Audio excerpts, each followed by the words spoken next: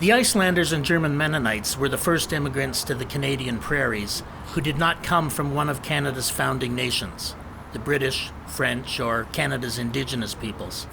In a sense, they were the first ethnic group to settle in this part of the country. While most of the Icelandic immigrants in 1875 continued on to New Iceland, some chose to remain in Winnipeg during the first winter, and over time, increasing numbers of Icelandic immigrants chose Winnipeg as their permanent home. I'd like to take you on a tour of some of the places where they lived and tell you their stories. The story of Icelandic Winnipeg begins here at Upper Fort Garry Gate, the last remnant of a fur trade fort that stood here for 40 years before the Icelanders first arrived in 1875.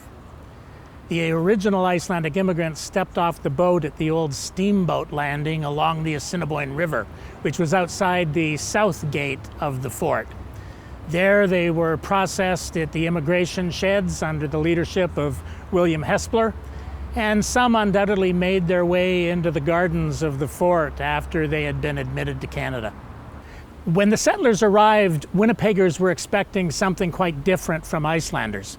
In fact, the Manitoba Free Press reported that several people in the crowd that gathered to receive the riverboat that brought them asked, "Where are the Icelanders?" They were actually expecting people who looked more like Inuit as the new settlers in the province, and were surprised to see the European settlers with their cases full of books come off of the riverboat. But the Icelanders made a very positive first impression here at Upper Fort Garry Gate, and the newspaper coverage of their arrival portrayed a group of individuals that were expected to prosper in their new home. Upper Fort Garry was demolished in 1882 to make way for the widening of Main Street, but the gate was left to bear witness to the fort that once stood here. I like to imagine the Icelanders coming through the gate in 1875, looking across the prairie and seeing the brand new city of Winnipeg with about 4,000 inhabitants, a city the same size as Reykjavik at the time, and imagining what lay before them in their future here in Canada. Most people think of Gimli as the first Icelandic community in Manitoba, but in point of fact, that honor belongs to Shantytown, a neighborhood here in Winnipeg along the banks of the Red River.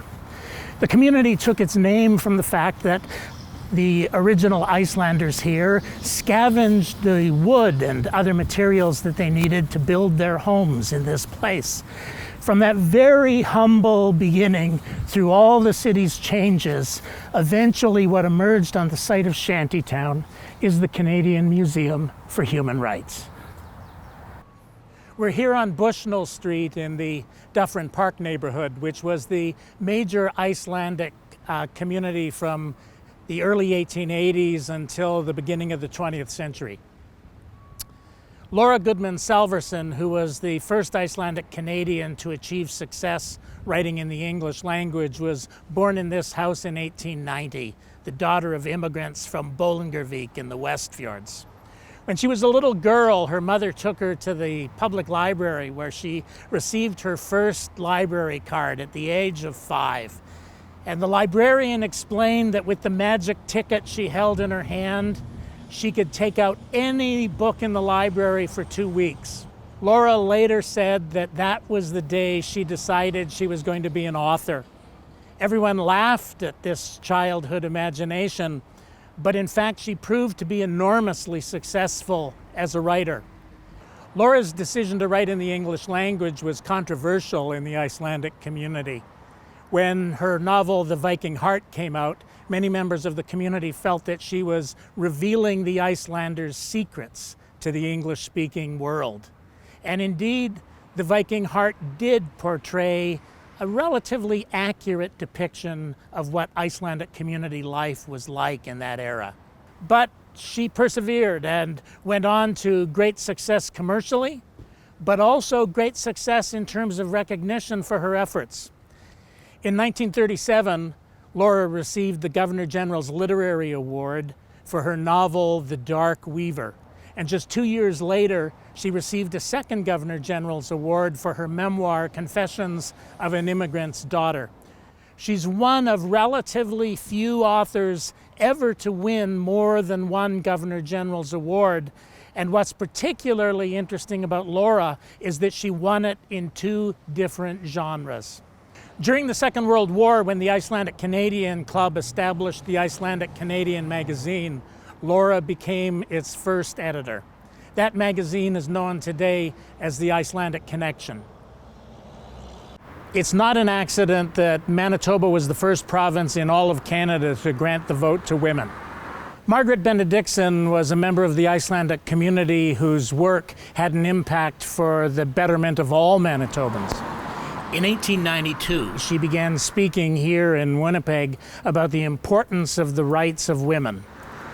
Later in the decade, she and her husband Sigfús launched the feminist periodical Freyja.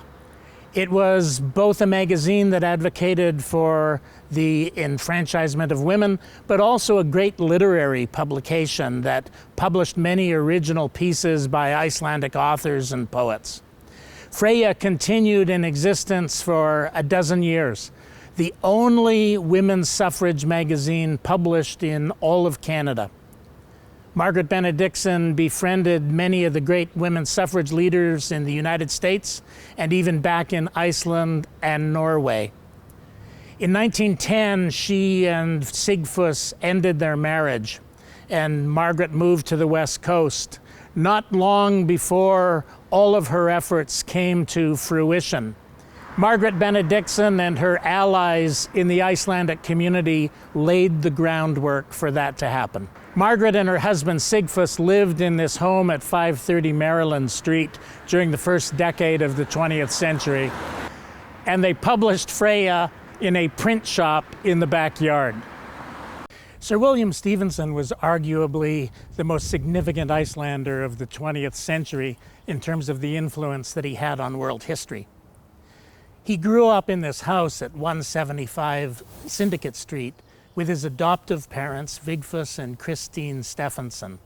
He was actually born around the corner, the son of an Orkneyman named William Stanger and his wife, Sarah Guðfinna, an Icelandic woman. When he was still an infant, his birth father died, and Sarah reluctantly gave up Sir William to the custody of Vigfús and Christine. He was actually, for a time, named Vilhjálmur Stephenson, not to be confused with the Arctic explorer. But before he started school, Vigfús decided it would be a good idea for his children to have English-sounding names. So he became William Stephenson.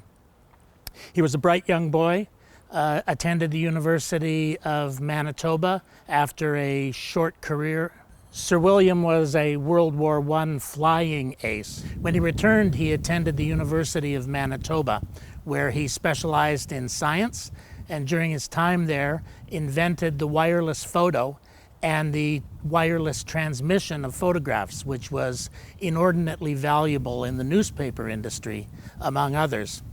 This invention and the patent he secured made him a wealthy man, and he established himself in a variety of businesses, including a movie studio and a housewares company, a variety of other companies as well. He befriended Sir Winston Churchill at a house party in London in the 1920s when Churchill was out of favor, and they maintained their friendship over the years. And during the rise of the Nazi regime in Germany, Sir William became one of Churchill's primary informers. When Churchill became Prime Minister and Britain was at war, he asked Sir William to establish a spy agency in the United States. And so he established an office in Rockefeller Center in New York under the guise of being a passport office. Among his staff members were some Icelandic women from the Manitoba Interlake. There's no evidence that they ever issued a passport in that office, but they did contribute to a variety of initiatives. Among other responsibilities, Sir William relayed messages between Franklin Roosevelt and Winston Churchill. He also helped contribute to breaking the Nazi code, which of course helped to end the Second World War. It's for these reasons that I consider him to be one of the most significant Icelanders of the 20th century. After the war, Sir William received many honors, one of which was to be knighted by King George. In the typewritten list of people who were to receive honors that year, Sir Winston Churchill writes in his own handwriting next to Sir William's name, "This one is especially dear to me." But Sir William's lasting reputation may be as much related to the fact that he is considered to be the prototype for the spy James Bond. Now, Ian Fleming said that there were several individuals he had in mind when he created the character of James Bond, and Sir William was one of them. But Ian Fleming did say that James Bond is just a fictional character. Sir William Stephenson is the real thing. From 1905 until 1921, the newspaper Heimskringla operated out of this building at 729 Sherbrooke Street. During the early part of this period, the newspaper was owned by Baldwin L. Baldwinson, who was the immigration agent for the Icelanders from 1883 until he was elected to the Manitoba legislature in 1900. He served 3 terms in the legislature. During much of that period, he was editor of Heimskringla, but when he was named deputy provincial secretary in 1913, he sold the newspaper. He served as deputy provincial secretary until his retirement in 1922, when he moved to California to live with his daughter. In the 1880s and 90s, several Icelanders established businesses here in Winnipeg. One of these was A.S. Bardal, who established his funeral home in 1894. It was an interesting business in those days. He did provide funeral services, but he also provided an ambulance service, a taxi service, and a dray cartage service out of A.S. Bardal and Sons. It became an icon in the Icelandic community, and almost everyone in the community was buried from this funeral home until the 1970s, when it left the Bardal family. A few years later, Neil Bardal, A.S. Bardal's grandson, established his own company, Neil Bardal Family Funeral Counselors, which is now the Neil Bardal Funeral Center on Notre Dame Avenue. The Bardal family have been generous leaders of the Icelandic community, and Neil Bardal himself was for many years the honorary Consul General of Iceland here in Winnipeg, and was often referred to in the Winnipeg media as Mr. Iceland. From 1910 until 1923, the Columbia block was home to the Icelandic weekly Lögberg, one of the 2 newspapers that competed with one another for the attention of the Icelandic community. The offices and printing press were housed on the main floor of the Columbia block, and there were apartments on the upper 2 floors, only a few of which were occupied by Icelanders. But it was a pretty good business arrangement to have both residential real estate and the offices of the newspaper in the same building. In 1923, Lögberg moved down to Sargent Avenue, being one of the last Icelandic businesses to leave the Dufferin Park neighborhood. Shortly after the beginning of the 20th century, the business district in the old Icelandic neighborhood at Dufferin Park was expropriated to make way for a railway yard. And so the community began to migrate down to Winnipeg's West End, which was just opening up as a new development. The Icelandic community ended up moving within the space of 3 to 5 years, the overwhelming majority of the community coming here to the West End. Among the differences in this neighborhood was the increased number of apartment buildings, many of which were built by Icelandic contractors. One of these apartments was the Verona Apartments behind me here, which turned out to be the home of both Laura Goodman Salverson after she married her husband George Salverson in 1913, and later the home of Charlie Thorson, better known as Cartoon Charlie. Sargent Avenue was the Icelandic community's main street once it moved down to the west end of the city. At one time, this entire block was populated by Icelandic businesses. Auskerson's paint and hardware, Viking billiards, and Bjornson's bookshop. But the most noteworthy place along this stretch of the street was the site of the Weevil Cafe, the famous Icelandic gathering spot where members of the community who weren't interested in abstaining from alcohol or enjoying church or political disputes came to enjoy breakfast or lunch and a good cup of coffee. People gathered in the Weevil Cafe to debate politics, religion, whatever it was that was on their mind. The most famous customer associated with the Weevil Cafe was Charlie Thorson, better known as Cartoon Charlie, who was one of the creators of Snow White and 6 of the 7 dwarfs. That's right, all but one of the dwarfs had some sort of Icelandic connection. The one dwarf not being Icelandic was Dopey. Charlie Thorson was also the creator of Hiawatha the Indian, Elmer the Safety Elephant, and Bugs Bunny. He was a great animator, associated with the Disney Studios for a while and then with Warner Brothers. Charlie was smitten by a waitress here at the Weevil Cafe, Christine Sölvadóttir. It was an unrequited love story, but it's said that Charlie's inspiration for the character of Snow White herself was none other than Christine, who he adored and hoped would marry him. But alas, she returned to Iceland, Charlie headed to California, and the rest is, as they say, animation history. There were many elegant homes in Icelandic Winnipeg, but none were more elegant than the stretch of homes along Victor Street between Wellington Avenue and Notre Dame Avenue, quite close to the Winnipeg General Hospital. You might consider this to be the Icelanders' Wellington Crescent in Winnipeg.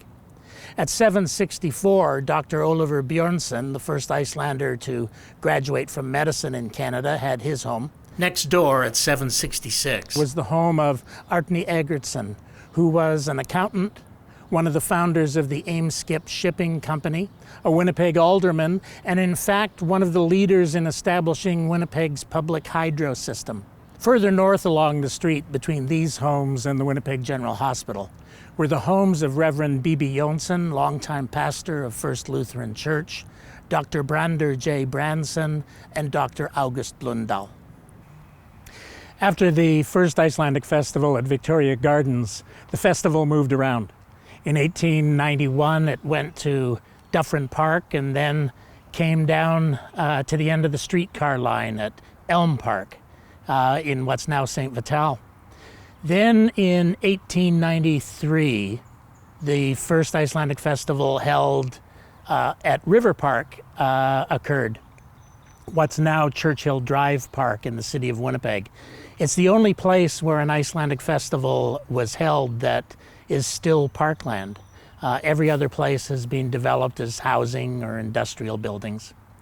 The festival then moved around between the last 3 places, Elm Park, River Park, and the exhibition grounds, for several years, although River Park was the favored location. It was convenient for people to get to on the streetcar line, close enough to the city to be relatively convenient, but far enough out of town to be a vacation-like experience on festival weekend. The park had many amenities. It had a petting zoo with bears. It was close to the end of the streetcar line. There were picnic tables and bandstands. There was a roller coaster and horse race track. Everything that you could want to have a happy festival occasion was available at River Park. That is, until the area was turned into a housing development.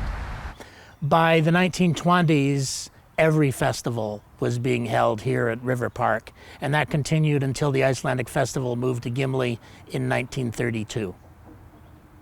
Hey, let me back up and tell the Good Templar story. Yeah. The Good Templars Hall was the heart of the Icelandic community in Winnipeg's West End for half a century. It was built in 1906 and opened in 1907.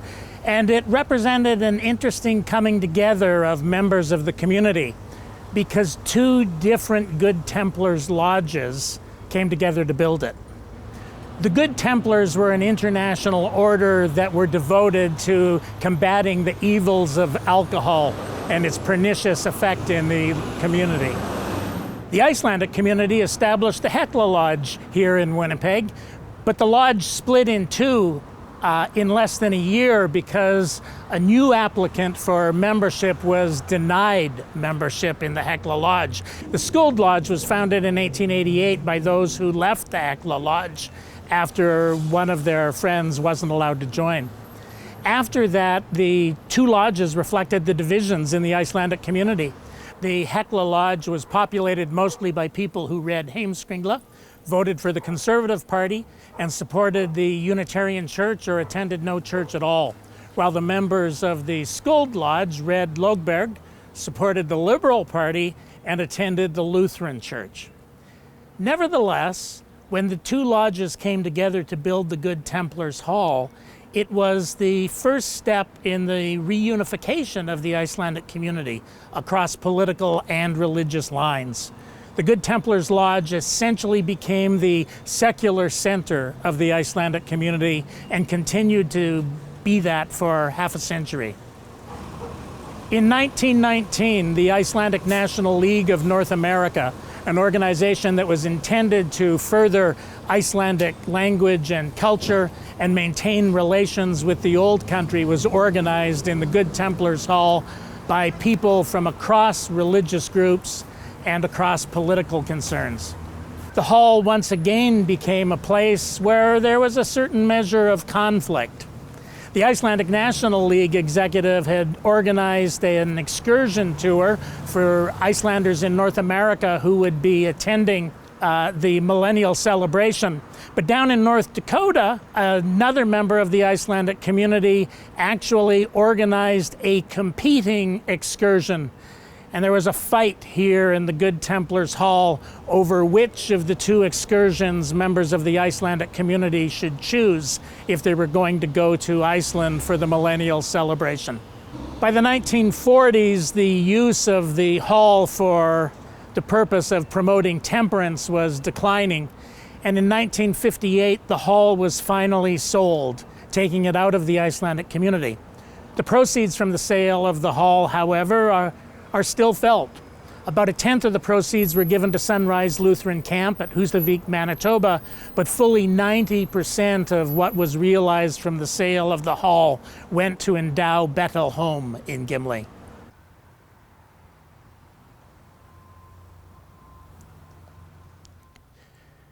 The story of religion in the Icelandic community in Manitoba is often told as a story of Unitarians and Lutherans. But in fact, there was a third religious movement among the Icelanders known as the New Theology. In a way, it stood partway between the Lutherans and the Unitarians. What's now First Lutheran Church was originally built in 1914 as the new home of Tjaldbúðin, the Winnipeg Tabernacle, the Icelandic New Theology congregation under the leadership of Reverend Friðrik J. Bergman. The church building was still new when the Unitarians and the New Theology movement began to grow together and made arrangements to amalgamate to form a single congregation. Sadly, Reverend Friðrik J. Bergman was killed in a car accident on Sherbrooke Street before the amalgamation was accomplished, and there was yet another new fight between the Unitarians and the Lutherans over custody of this building, even though the building was heavily mortgaged and didn't really belong to anyone except the bank. In the end, the Lutherans prevailed and the Unitarians built a new church west of here. The Lutherans moved from their former home on Sherbrooke Street in the Dufferin Park neighborhood here to Victor Street in 1921. And ever since, this has been home to the First Lutheran Church, the largest Icelandic congregation in the city, and the one that most people think of when they think of Icelanders and religion. The Lutherans were always the dominant faith community among the Icelanders here in North America. But in 1891, a Unitarian congregation was formed here in Winnipeg, and several of the churches in the Interlake chose to become Unitarian. The Unitarians had two different buildings, one in the old Dufferin Park neighborhood and then one down at the corner of Sherbrooke and Sargent, until that argument over who should have custody of the Winnipeg Tabernacle. When the Lutherans won the argument, the newly merged congregation of the Winnipeg Tabernacle and the Unitarian Church, which came to be known as the First Federated Church of Unitarians and other liberal Christians, needed a new home. So they came west to Banning Street along Sargent Avenue, which was pretty much the edge of the Icelandic community in the West End, and they built this church that year. The congregation brought with them the old stained glass windows from the church at Sherbrooke and Sargent. Those windows were designed by Fred Swanson, the father-in-law of Charlie Thorson, and also the man who painted the first murals at the Icelandic Festival in Gimli. Fred Swanson was a very gifted artist, and he created three magnificent motifs for the congregation. My favorite, though, is what I call the Icelandic window in the church. It's a window consisting of a harp surrounded by a laurel leaf with a star above them. The harp is the same harp or a similar harp to what appears on the poet Sigurður Breiðfjord's grave in Reykjavik. The laurel leaf and the star were inspired by a poem by Björn Gunnlaugsson called Njóla. Every time the Unitarian congregation has built a new church building in this city, they have placed a copy of Björn Gunnlaugsson's poem Njóla in the cornerstone of the building. They claim him as one of their spiritual ancestors, and that window, that magnificent harp and laurel leaf, speaks of the idea of universal harmony and peacefulness among all people. As early as 1884, Freeman B. Anderson, who was the first Icelander to graduate from a university in North America, suggested that the Icelandic community create an academy in order to educate its young people in the Icelandic language. In 1890, when the first Icelandic festival was held, Winnipeg's English-speaking press carried the news that the Icelanders intended to establish this academy. The Jon Bjarnason Academy was finally established in 1913 under the principalship of Reverend Runolfur Martinsson, but it would be another 10 years before they occupied this building on Home Street. During those years here on Home Street, Salome Halldórsson and later Almar Magnusson were among the many distinguished teachers who taught Icelandic students in this high school, the only Icelandic language high school ever to exist in North America. By the 1930s, there were several non-Icelandic students attending school at the Jon Bjarnason Academy because the Winnipeg high schools didn't go as high as grade 12, which was necessary to enter the normal school to become teachers. So those students who aspired to become teachers came to the Jon Bjarnason Academy to further their education. In the late 1930s, the Winnipeg School Division added the 12th grade, and this additional support that the Jon Bjarnason Academy needed to raise tuition and pay its bills ceased to exist. And so this academy closed in 1940. Today, when members of the Icelandic community speak of the university, they inevitably mean the University of Manitoba. The idea of having some sort of Icelandic presence at the university was first floated in 1905 and then gained speed in 1920 at a meeting of the Icelandic National League, when the league voted to encourage the establishment of a chair of Nordic Studies and Icelandic language here at the University of Manitoba. But it took, from that first imagination, nearly half a century before the chair was actually established. And there were several steps along the way. One is that Hjalmar Bergman, who had been a justice of the Court of Appeal in Manitoba and a prominent lawyer, gave a substantial gift to establish a fund for a chair at the university. That was followed by Dr. Paul Thorlickson, who gave a $5,000 gift.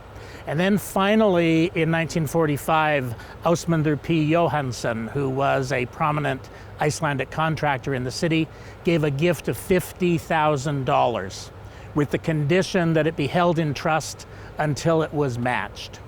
And then the campaign to fundraise for the chair began in earnest. But even before that campaign began, the library was established here because Arnljótur Olsen of Gimli donated his personal collection of books in anticipation of the establishment of the chair in Icelandic language and literature.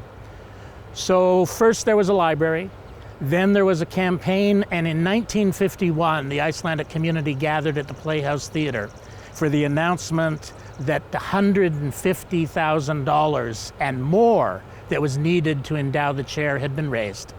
And the following year, Finnbogi Guðmundsson, an Icelandic scholar, came to Winnipeg, and classes commenced in 1952 in the Icelandic language.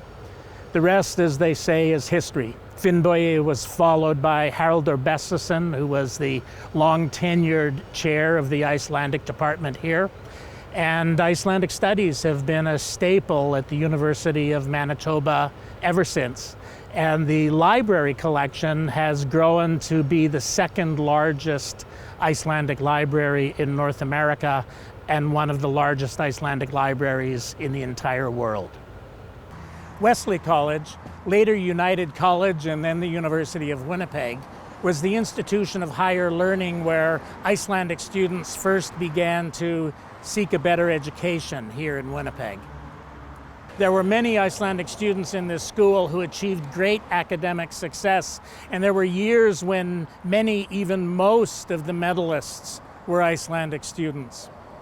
In 1901, Wesley College entered into an arrangement with the Evangelical Lutheran Synod to sponsor Icelandic language instruction at Wesley, and Friedrich J. Bergman was recruited as the instructor in the Icelandic language. Wesley and its allied college, Manitoba College, recognized Icelandic along with English, German, and French as official languages of academic instruction. You were theoretically even able to take your final examinations in Icelandic at Wesley College, making this the only school outside of Iceland and Denmark where Icelandic was recognized as a scholarly language. Icelandic language instruction came to a close here in 1926, after a quarter of a century. By then, most students were studying Icelandic at the Jon Bjarnason Academy, and in the end, the Department of Icelandic Language and Literature was established across town at the University of Manitoba.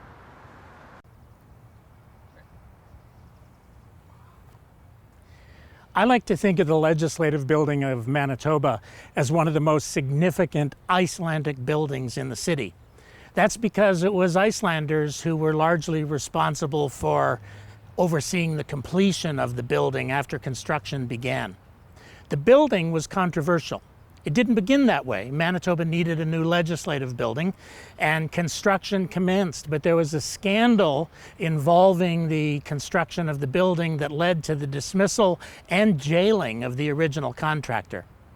The scandal was revealed in the legislature by Thomas Johnson, who was an Icelandic member of the Legislative Assembly for Winnipeg. Johnson spent his summer, after the government had recently been re-elected, going through the receipts from the construction of the building, and he detected irregularities in what was happening. And so he stood in the legislature and announced what he had discovered, which led to the government being investigated by a royal commission appointed by the lieutenant governor, after which the lieutenant governor replaced the premier, Rodmund P. Roblin, with T.C. Norris, who was the leader of the opposition. In the first cabinet of T.C. Norris, Thomas Johnson had hoped that he might be the Attorney General, a position he had longed to have. Instead, he was named Minister of Public Works and charged with the responsibility for overseeing the completion of the legislative project, which was well underway. The building was only up to around the foundation when Thomas Johnson recruited Thorsten Borgfjord, an Icelandic contractor in the city who worked with the McDermott Company, to complete the construction.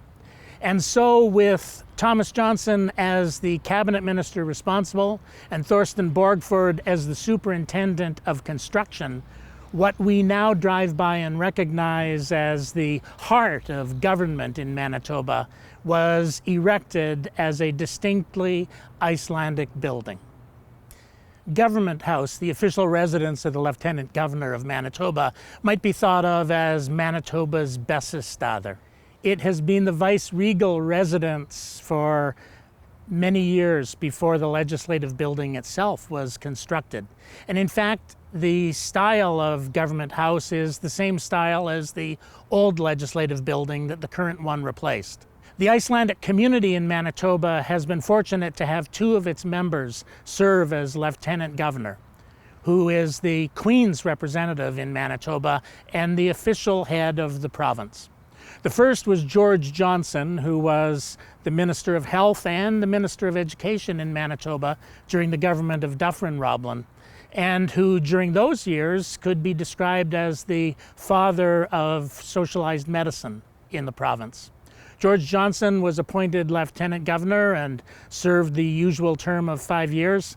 Some years later, from the opposite side of the Hall of Parliament, John Harvard was named as the Lieutenant Governor of Manitoba and, like his predecessor, served for a 5-year period as the head of the province. One of the most noteworthy Icelandic sites in the city of Winnipeg is the statue of Jon Sigurðsson, the great Icelandic patriot and father of the independence movement. The idea for the statue came about in a curious way. Initially, as the 100th anniversary of Jon's birth was approaching, the Icelandic government established a committee to find a fit way to remember him and memorialize him for posterity. Here in North America, they gathered a committee together led by Rögnvaldur Pétursson, the first president of the Icelandic National League of North America, and they decided that they would fundraise for the initiative in Iceland. The plan was ingenious. They decided that no one could give more than $1 to the project. And in fact, they received many pennies and nickels and dimes and quarters from individuals who wanted to be part of this great memorialization. It allowed everyone who wanted to in the Icelandic community here to participate in this project. And they raised a substantial amount of money which they sent to Iceland. In Iceland itself, though, the memorial committee didn't know what to do with the funds. They felt it was their responsibility to remember Jon Sigurðsson, not the responsibility of the immigrant community in Canada. But they accepted the gift, and with the funds, they had a duplicate of the statue in Reykjavik created and sent it here to North America. It arrived in 1912 as plans were being made to build a new legislative building, and so the statue went into storage in A.S. Bardal's garage, where it would remain for almost a decade before it was finally placed here. After the legislative building was completed, the first statue to be unveiled on the grounds was that of Queen Victoria. And then after that, Jon Sigurðsson's statue was unveiled here. Ever since then, in 1921, Icelanders have gathered at this place to celebrate their community, and on June 17th, they've gathered to remember Jon, and since the Second World War, celebrate the achievement of the Icelandic Republic in 1944. In his centennial history of Manitoba, James Jackson said that no group in Manitoba has ever had a greater and more beneficial influence in proportion to its initial numbers. We've visited only a few of the places associated with the early Icelandic settlers in Winnipeg. There are many, many more stories to tell, and the story itself is still unfolding.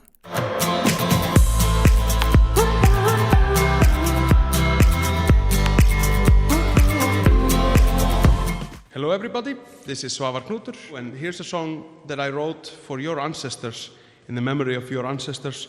It's about the last night that they had in Iceland before they left on a ship to America. That feeling when you have to leave your country, where you've lost all hope that you can actually survive there, and you have to make this brave choice to leave everything behind and take a risk on a new life.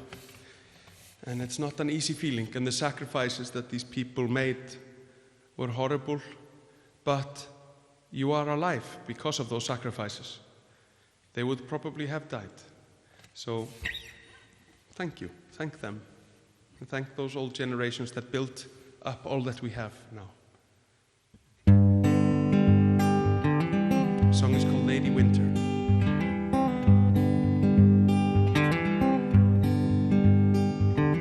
Out in the night, as the snow and stars dance discreetly, a glorious sight in the gloom consumed me completely, and her gaze is like the moonlight, and her gaze is like the moonlight, and her gaze is like the moonlight that drives a man insane. Out the sound rang in a choir of heavenly clangor, and oh how she sang, and her song was all that I longed for, and her voice is like a river, and her voice is like a river, and her voice is like a river that tears your soul apart.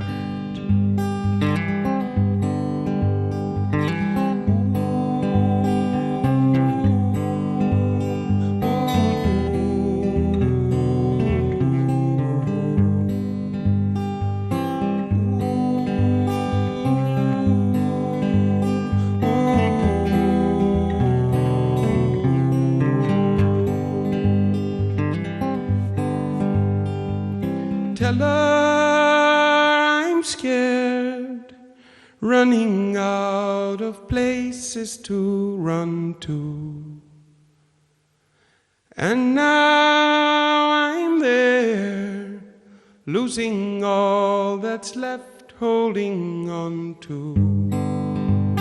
And our love was like the ocean, and our love was like the ocean, and our love was like the ocean that sinks the strongest ship. Oh, and our love was like the ocean, and our love was like the ocean, and our love was like the ocean that sinks the strongest ship. Oh, that sinks the strongest ship.